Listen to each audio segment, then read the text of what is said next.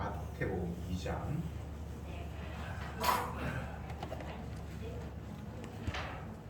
마태복음 2장 11절부터 15절까지 교독하겠습니다. 2장 11절 제가 먼저 읽을게요. 집에 들어가 아기와 그 모친 마리아에 함께 있는 것을 보고 엎드려 아기께 경배하고 보배합을 열어 황금과 유향과 모략을 예물로 드리니라. 꿈에 그에게로 돌아가지 말라 하시니까 다른 길로 오후에 돌아가니라. 저희가 떠난 후에 주의 사자가 요셉에게 현몽하여 가로되 헤롯이 아기를 찾아 죽이려 하니 일어나 아기와 그의 모친을 데리고 애굽으로 피하여 내가 네게 이르기까지 거기 있으라 하시니 요셉이 일어나서 밤에 아기와 그의 모친을 데리고 애굽으로 떠나가 헤롯이 죽기까지 거기 있었으니 이는 주께서 선지자로 말씀하신 바 애굽에서 내 아들을 불렀다 함을 이루려 하심이니라. 아멘.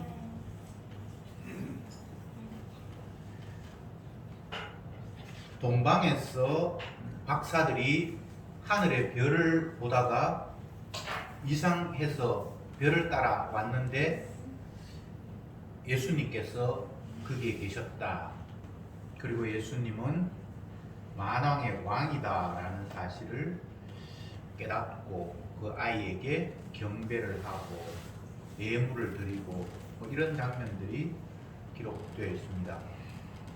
제가 지난주에도 여러 번 반복해서 말씀드렸습니다.만 동방에서, 여기는 이스라엘 사람들이 아닙니다. 이방인입니다. 이방인이 멀리서 유대 땅에 태어나신 만왕의 왕, 하나님의 아들 예수님을 경배하기 위해서 왔고 예물을 드리고 그를 경배했다. 이 구도는 이스라엘 백성들을 욕하는 겁니다. 너희들은 너희 땅에 온 하나님의 아들을 영접하지 않았잖아. 그런데 너희들이 무시하는 이방인들, 하나님 섬기지 않고 제멋대로 살아간다고 하는 이방인 중에 어떤 사람이 찾아와서 아기 예수님께 경배했다. 이렇게 유대인들의 잘못된 그 율법관, 그들의 교만한 삶을 이런 식으로 주님이 공격하시는 내용입니다.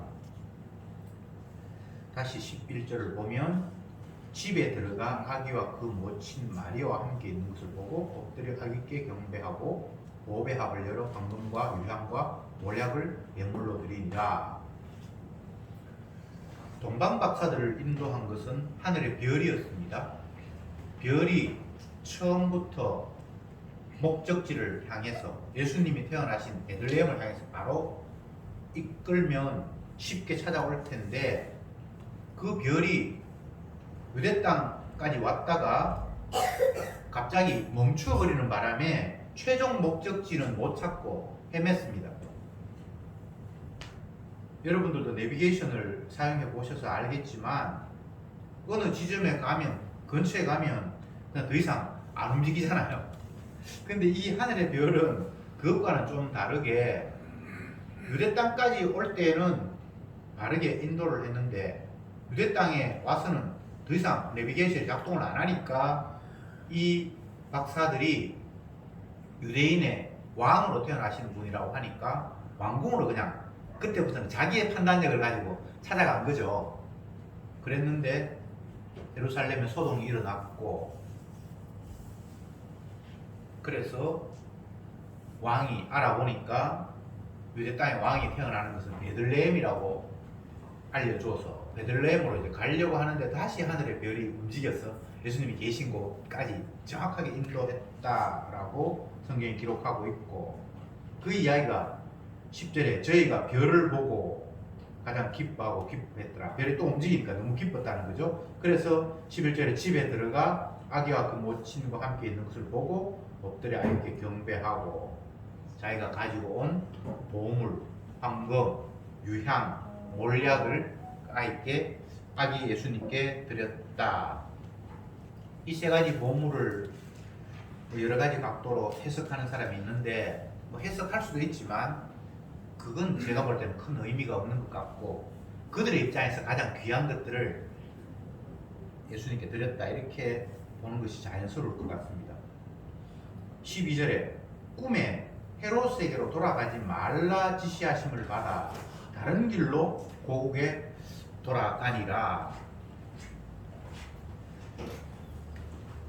헤롯을 만났을 때, 왕궁에 가서 헤롯을 만났을 때는 헤롯이 부탁하기를 당신이 베들레헴에 가서 아기를 만나서 경배하면 돌아올 때 내게 어디에 아이가 있는지를 정확하게 알려주면 나도 가서 경배할 테니까 꼭 귀가할 때는 나에게 들려서 정확한 위치를 알려달라고 부탁을 했습니다.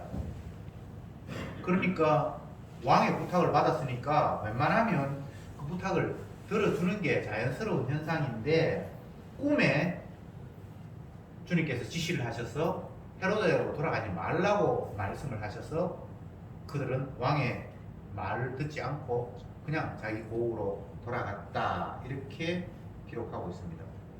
그러면 헤롯은 왜 동방 박사들에게 돌아올 때에 정확하게 예수님이 어디에 탄생하셨는지를 나에게 알려달라고 얘기했습니까?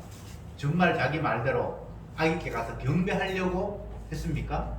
그건 아니잖아요. 그 아이를 죽이려고 거짓말을 시킨 거잖아요. 그러니까 성령께서 아니면 주의 사자께서 그 헤롯의 음모, 예수님을 죽이려고 하는 그 음모를 무산시키기 위해서 그 동방 박사를 다시 그 왕궁에 가서 태어난 곳을 이야기하는 것이 아니라 바로 그냥 집으로 귀가해 버렸다라는 겁니다. 인간 나름대로 자기 유익을 위해서 무엇을 계획하고 행동으로 옮기는 것이 자연스럽지만 하나님은 자기 언약을 이루기 위해서 또 작전을 펼치시잖아요. 인간의 계획과 하나님의 뜻이 충돌할 때에는 결국은 하나님의 뜻대로 될 수밖에 없는 것이 이 세상의 이치입니다. 그래서 우리는 주님 말씀 복종해야 된다. 이런 이야기를 성경은 수없이 하고 있습니다. 창세기가 아니고 시편 2편을 한번 찾아봅시다.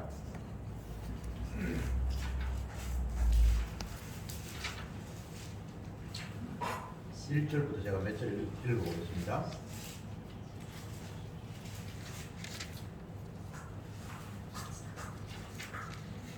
이 내용은 하나님의 기름 부음 받은 자 메시아를 세상의 권력자들이 핍박하고 죽이려고 하지만 결국 그들의 뜻대로 되지 않는다라는 내용을 예언한 것입니다. 어찌하여 열방이 분노하며 민족들이 허사를 경영하는고 세상의 군왕들이 나섰으며 관원들이 서로 꾀하여 여호와와 그 기름 받은 자를 대적하며 우리가 그 맹것을 끊고 그 결박을 벗어버리자 하도다.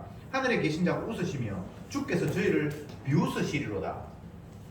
지금 두 세력이 충돌하고 있잖아요. 세상의 관원, 왕들 이런 사람들이 여호와의 기름 부음 받은 자를 괴롭히고 죽이고 하려고 하는데 결국 그렇게 되지 않는다. 하나님께서 그들을 비웃는다. 이렇게 되어 있죠. 지금 표면적으로 보면 유대 땅의 헤롯이 권력자고 예수님은 하나님의 언약대로 온 메시아이지만 아무 힘이 없는 세력이잖아요. 그러니까 왕이 아들을 죽이려고 하면 당연히 죽을 수밖에 없는 이런 환경이죠. 그런데 시편의 예언대로 여호와의 기름 부음 받은 자를 대적하고 죽이려고 하는데 하나님께서 놀고 있네. 그들을 비웃으시리로다. 그러니까 요 예언의 말씀처럼 헤롯이 예수님을 죽이려고 하는데 성령께서 그 계획을 무산시키기 위해서 1차적으로는 동방 박사들을 왕에게 가게 하는 것이 아니라 그냥 집으로 돌려 보내는 일을 하셨습니다. 13절을 봅시다. 저희가 떠난 후에 주의 사자가 요셉에게 현몽하여 가로되 헤롯이 아기를 찾아 죽이려 하니 일어나 아기와 그 모친을 데리고 애국으로 피하여 내가 네게 이르기까지 거기 있으라 하시니라. 그러니까 1차적으로는 동방 박사들을 왕에게 가서 예수 믿는 곳 보고하는 걸 무산시켜 버렸고 그 다음에는 요셉에게 꿈에 나타나셔서 헤롯이 아들을 죽이려고 하니까 애굽으로 피신해라. 그리고 내가 사인할 때까지 그곳에 그냥 머물러 있으라라고 하면서 다시 이제 예수님을 빼돌리는 그런 장면입니다. 나중에 다음 주에 본문에 보겠습니다만 헤롯이 이 사실을 알고는 예수님이 태어난 베들레헴 인근의 2살 이하 아이를 다 죽여버리잖아요. 범위를 넓혀서 다 죽여버리면 예수님도 죽을 거다라고 생각을 하잖아요. 그런데 그거 자기 뜻대로 안 되지요. 세상의 군왕들이 여호와와 그 기름 받은 자를 대적하고 죽이려고 하지만 결코 그 일은 일어나지 않습니다. 하나님께서 비웃으시리로다. 놀고 있네.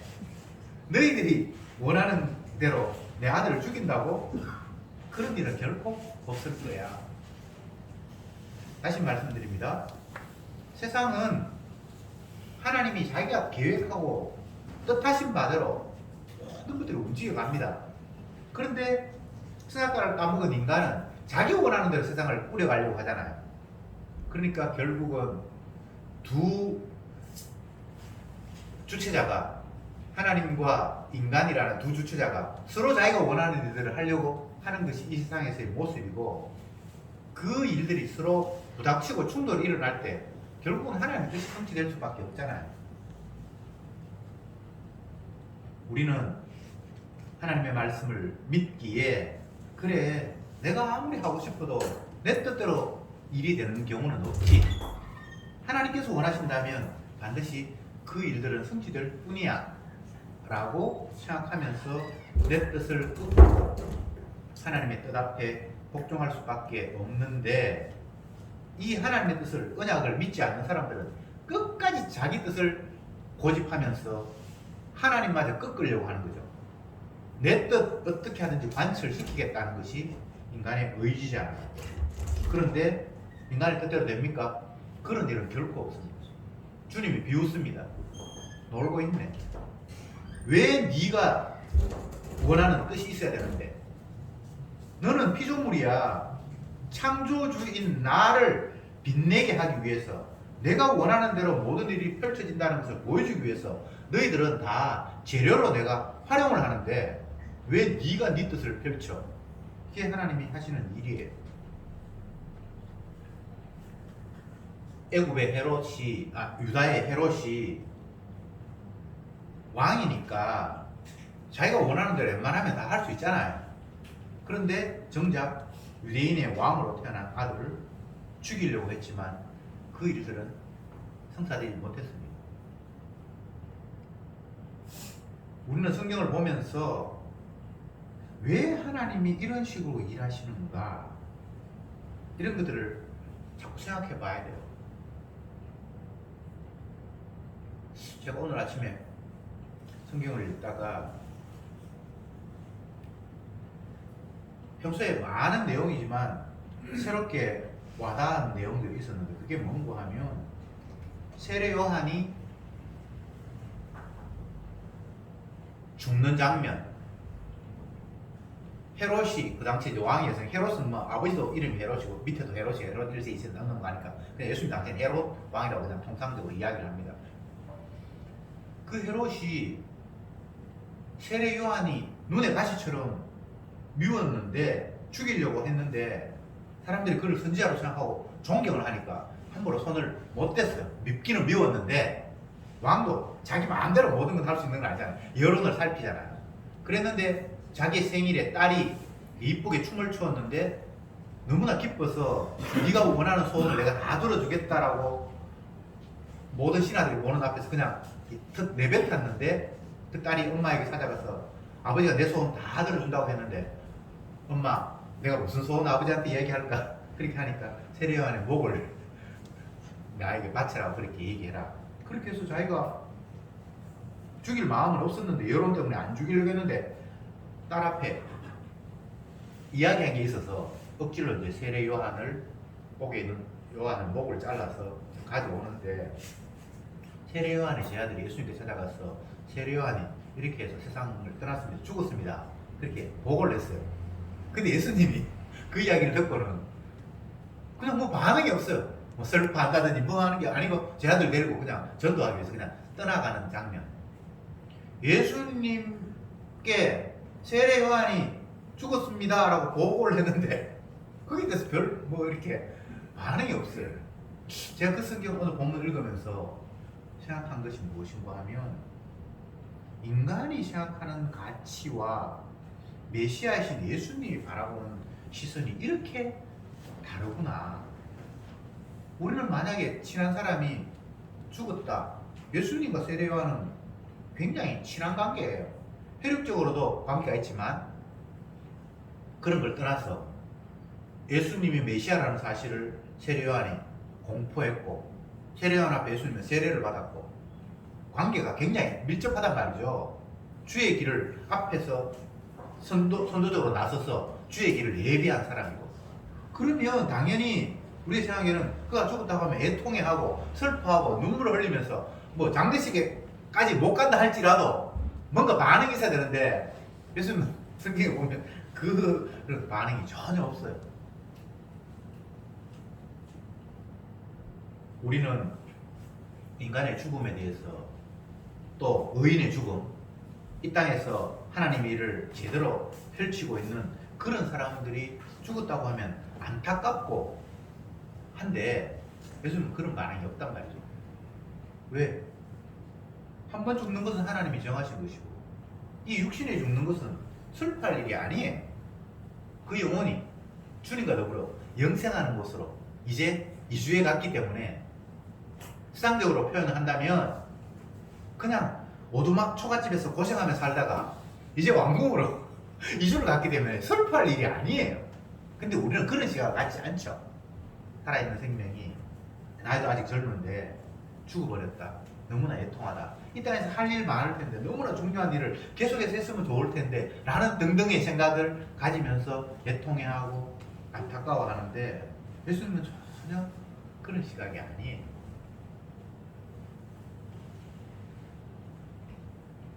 목사가 되어서 장례식을 가서 뭐 이렇게 예배를 드린다거나 하면 늘 갈등이 있어요. 어떤 말씀을 전할까? 인간이기 때문에 가까운 사람이 생명을 떠났으니까 다 슬퍼하는 분위기잖아요. 그런데 정작 복음 앞에서 그건 하나도 슬픈 일은 아니잖아요.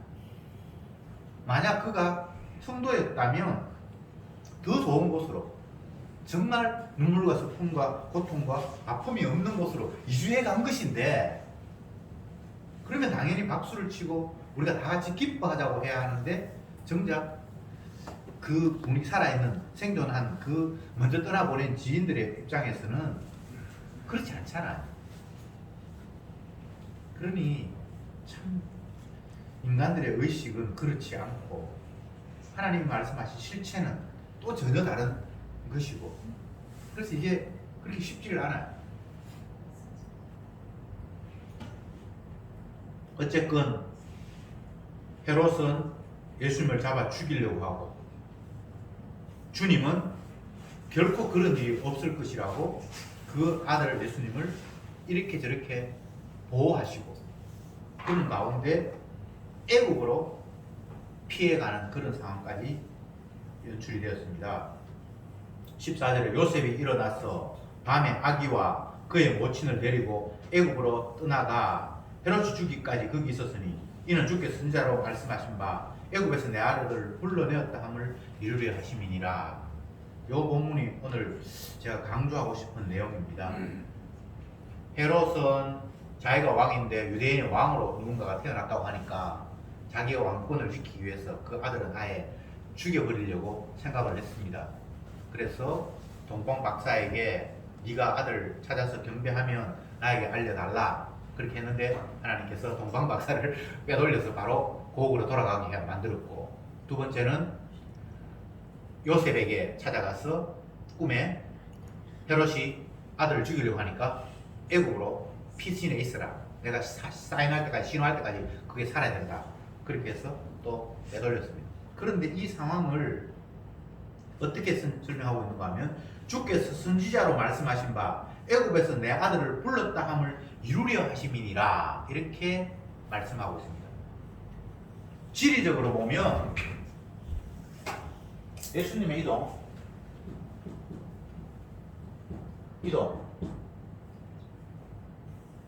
이스라엘에서 베들레헴에서 태어났으니까 애굽으로 옮겨갔잖아요. 근데 성경은 애굽에서 내 아들을 불러냈다라고 이렇게 표현을 하고 있어요. 정반대죠. 지리적인 상황에서 보면 이스라엘에서 애굽으로 갔는데 이 상황을 놓고 애굽에서 내 아들을 불러냈다는 거예요. 그러면 이것은 지리적인 표현이 아니라 상황적인 거예요. 그러니까 예수님을 죽이려고 하는 그 세상이 애굽이라는 거예요. 참 이런 표현들이 어려워요. 우리는 애굽에서 내 아들을 불렀다 그렇게 하지 말고 차라리 이스라엘에서 내 아들을 건져냈다 이렇게 이야기하면 다 이해가 될 텐데 성경은 그렇게 말하지 않았어요. 애굽에서 내 아들을 불러냈다. 그러니까 이스라엘을 애굽이라고 얘기했으니까 하나님께서 얼마나 그들에게 심한 모욕을 한 겁니까?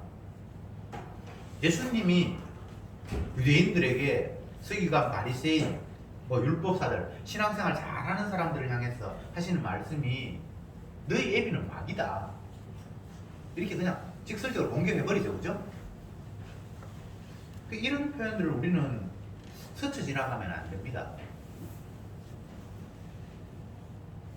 하나님을 알지 못하는 이방 사람들이야 너희 애비가 마귀라고 하면 그게 말이 되는데 이스라엘은 하나님께서 이 백성은 내가 불러서 택했다. 나의 사랑하는 자식이다. 그렇게 얘기를 했는데 정작 그 하나님의 아들이신 예수님이 이 땅에 오셔서 유대인들 신앙생활 잘하는 종교 지도자를 향해서 너 그 애비는 마귀야 라고 얘기했단 말이죠.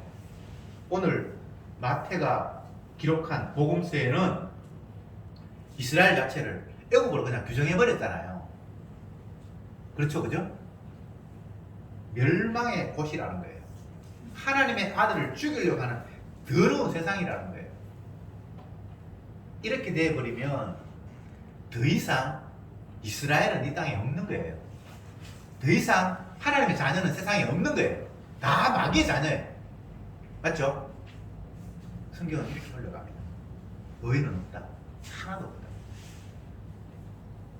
우리는 너무 쉽게 의인과 악인을 내 수준에서 구분해버려요. 교회 다니니까 신앙생활 하니까 너희는 하나님의 자녀고 의인일 거야. 그런 생각을 가진 것이 예수님 당시 유대인들이었어요.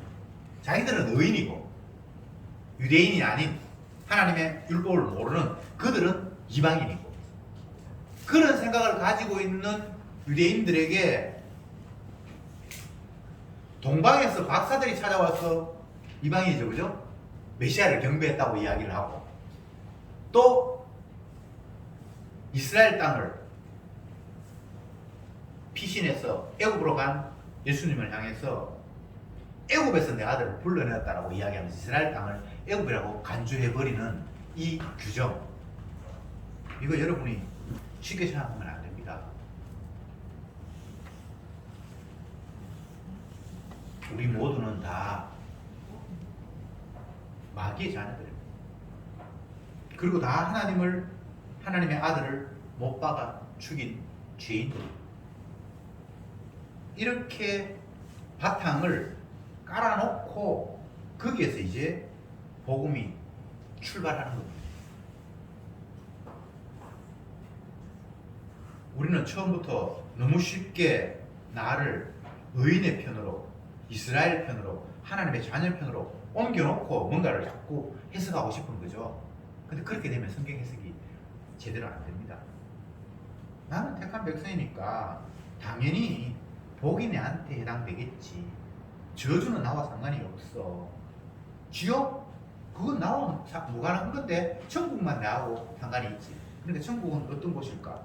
이런 식으로 나를 일방적으로 하나님의 자녀 편에 세워버리죠.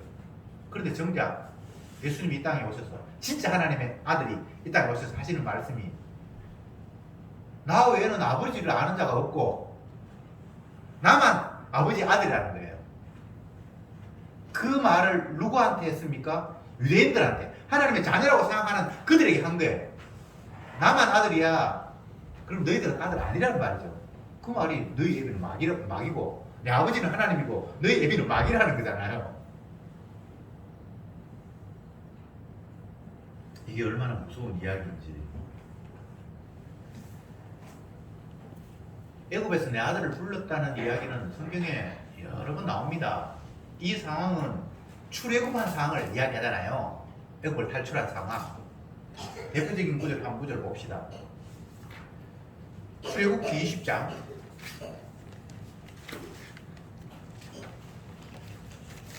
1절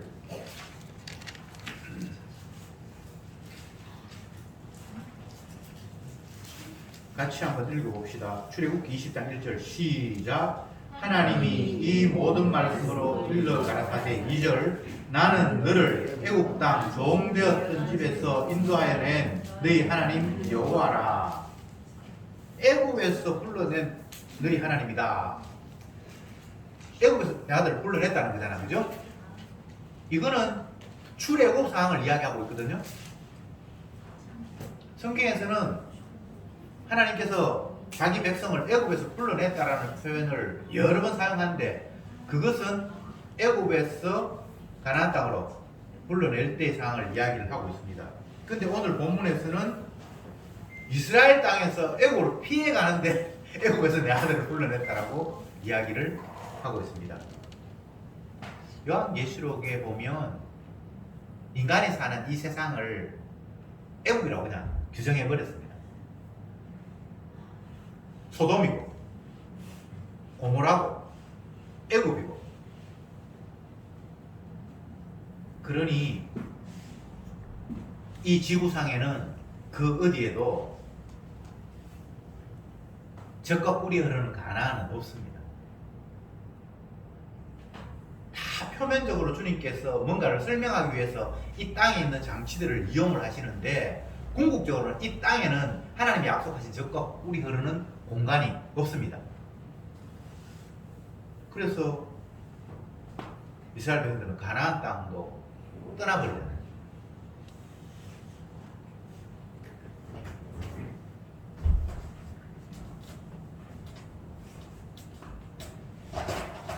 약속의 땅. 겉으로 보기에는 약속의 땅이 가나안인 것 같아요. 그런데 이스라엘 백성들이 지금 가나안 신약시대에 가나안 땅에 살고 있잖아요. 근데 이걸 애굽이라고 규정을 해버려요. 그러니까 결과적으로는 가나안 땅이 표면적으로는 어디 있는 것 같은데 궁극적으로는 없고 가나안 땅 약속의 땅은 결국은 예수 아니고 이 예수 안이 주님께서 자기 백성을 보내려고 하는 최종 목적지예요. 지리적 공간이 예수 안이라고 얘기함으로 말미암아 더 이상 지리적 공간이 아닌 어떤 관계성으로 탈바꿈해버려요. 구약에서는 내가 너희와 함께 하겠다라고 말씀하시면서 그 함께함의 상징을 성전을 거론하셨고 그 성전 안에 있는 언약궤를 말씀을 하셨습니다. 근데 나중에는 그 성전이 불타버리고 없어져 버려요. 그러면 하나님의 함께 하심 자체가 날아가 버리잖아요. 그런데 예수님의 몸이 성전이라고 이야기를 하고 이제 너희들은 나와 함께 한다. 임마누엘 한다. 이렇게 말씀하시면서 그 함께함이 어떤 지역 공간이 아니라 관계성으로 바뀌어버리는 거예요. 이런 부분들이 성경을 읽으면서 어려운 부분입니다. 예수 안이 무슨 땅입니까? 몇 평이 됩니까? 그런데 주님의 피 흘리심, 주님이 자기 백성의 죄를 대신하셔서 저주받으심, 그런 그 어떤 환경이 결국은 영생, 자기 백성과 영원히 함께 할 수 있는 땅, 젖과 꿀이 흐르는 땅이 되는 겁니다. 우리는 항상 눈에 보이는 것, 손에 잡히는 것, 그런 것들을 확인하면서 늘 살아왔기 때문에 하나님께서 약속하신 땅은 분명히 어떤 지역에 있을 것이다 라고 생각을 하면서 어디 가면 좋을까? 옛날에 한 30년, 40년 전에 우리나라가 정말 가난하고 못 살 때 어떤 사람이 미국으로 이민을 갔다가 그 고국에 잠깐 들리러 왔는데 한국 땅하고 잘 사는 미국하고는 너무나 비교가 되니까 그 땅이 아마 천국 같더라. 그런 식으로 말하는 사람들이 있었어요. 그러면 또 교인들은 아, 그런가 생각이 들겠죠. 너무나 차이가 나니까 환경적으로. 그런데 세상에는 하나님의 나라가 없습니다. 이 세상은 그냥 애국이에요. 애국. 소돔이고 멸망해야 될 공간이고.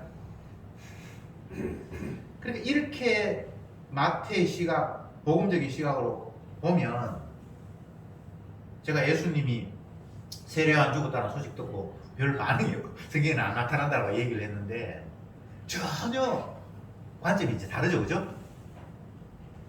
그러면 세상의 관점으로 살아가는 세상의 가치관을 가지고 살아가는 사람들의 입장에서 보면 정말 다른 가치관, 복음적 가치관을 살아가는 사람들이 반마다 없는 거예요. 정말 이상한 거예요. 다 돈이 좋고 권력이 좋고 육신의 쾌락이 좋은데 또 다른 뭔가에 휘말려서 그것을 추구하며 살아가는 사람 보면 정말 짜증이 나는 거예요. 권력자가 자기의 권력을 가지고 말 안 듣는 사람들을 질들이기 위해서 뭐 돈을 엄청나게 줘본다든지 아니면 자리를 약속을 한다든지 그렇게 하면 다 따라오잖아요. 그런데 전혀 그런데 관심이 없는 사람은 그렇게 것으로 이해가 안 되잖아요. 그럼 나중에 되게 화가 나요. 예수 믿는 사람들이 이 세상에서 핍박을 받는 이유가 전혀 다른 가치관을 가지고 살아가기 때문에 세상이 그들을 미워한다라고 요한복음에서 기록하고 있습니다. 근데 미움 받고 싶어서 미움 받는 게 아니라 생각이 아예 다르기 때문에 추구하는 가치가 전혀 다르기 때문에 이질감을 주고 그래서 그들로부터 왕따를 당할 수밖에 없는 그런 구조가 되어 있습니다. 여러분 왕따 당하는 게 좋은 건 아니잖아요. 어린 자녀가 학교를 갔는데 학교 친구들로부터 완전히 왕따를 당한다. 그러면 굉장히 고통스러운 건데 그런 인간적인 왕따 말고 신앙 안에서 우리가 바라보는 가치관이 세상 사람들이 추구하는 가치관과 전혀 다르기 때문에 어울릴 수 없는 것. 그게 사실은 복된 삶이에요. 다들 돈 좋아하고 권력 좋아하고 세상에 가장 좋은 환경들을 향해서 서로 매진하면서 달려가는데 전혀 그런 데 관심이 없는 사람. 대형 마트에서 물건 팔려고 뭐 한 달에 한 번 아니면 두 번 어떤 날짜 어떤 시간 정해서 할인 행사한다고 하면 갑자기 사람들이 몰래 가서 줄 서고 또 뭐 한정된 물건 판다고 하면 그 물건 사려고 밤새도록 이렇게 장하게 줄 서서 그거 차지하려고 하고 참 사람들이 뭐 그런 모습으로 그냥 살아가요. 근데 그게 한정된 한정판 그거 나한테 관심이 없는 사람들은 그게 줄 서는 사람들이 이상하죠. 쟤들이 왜 저러지? 제가 어릴 때는 우표 수집이 한참 유행할 때 뭐 우표 기념 우표 같은 거 나오면 아이들이 중학생들 고등학생들이 우체국 앞에 정말 밤새워서 줄 서는 사람도 있었거든요. 그래서 그거 사면 좋아가지고 우표 뭐 500원 하고 700원 하고 그랬는데 그걸 사가지고 좋아가지고 벌벌 뛰고 그런 모습을 봤는데 그들에게는 그게 중요하겠죠. 남들이 그걸 가졌다고 하면 대단하고 요즘 뭐 신발도 뭐 한정품 만들어가지고 200켤레 만들고 100켤레 만들어서 팔고 하면 그거 줄 서고 이제 파는 사람도 있다고 그러는데, 어쨌건 복음은 이 세상에서의 가치관으로는 도무지 종잡을 수 없는 희한한 내용이에요. 그러나 그것이 믿음으로 받아들여진 사람에게는 그보다 더 귀한 게 없어요. 나는 의인을 부르러 온 것이 아니라 죄인을 부르러 왔다라는 이 말씀이 은혜 안에서 깨달아지면 그 한마디로 모든 것들은 다 끝나버렸어요. 나는 죄인이잖아요. 그런데 이 죄를 내 스스로 해결할 수 있는 능력과 방법은 없잖아요. 그리고 죄의 싹은 저주고 사망이라고 이미 못 박혀져. 이건 변화될 수 있는 내용이 아니잖아요. 그러니까 그 상황만 놓고 보면 내가 이 땅에서 어떤 삶을 살아도 나는 결과적으로 영원한 지옥에 떨어질 수밖에 없다는 것이 확정된 상황이잖아요. 그런 상황에서 예수님이 나는 의인을 부르러 온 것이 아니라 죄인을 부르러 왔다라는 이 한마디 말고 다른 기쁜 소식은 없습니다. 지옥 확정된 인간에게 내가 이 땅에서 권력 줄게, 그 말이 기쁜 소식이 되겠습니까? 장수하게 할게, 그것도 기쁜 소식이 아니에요. 어떤 이야기를 해도 죄의 삭은 사망이라고 말씀하신 그 확정된 진리 앞에서 죄인은 기쁠 수 있는 게 아무것도 없어요. 그런데 예수님이 오셔서 나는 죄인을 부르러 온 것이 아니라 의인을 부르러 왔다라는 이 한마디는 의인을 부르러 온 것이 아니라 의인을 부르러 온 것이 아니라 죄인을 부르러 왔다라는 이 한마디는 유일한 복음입니다. 유일한 복음. 다른 복음은 없습니다.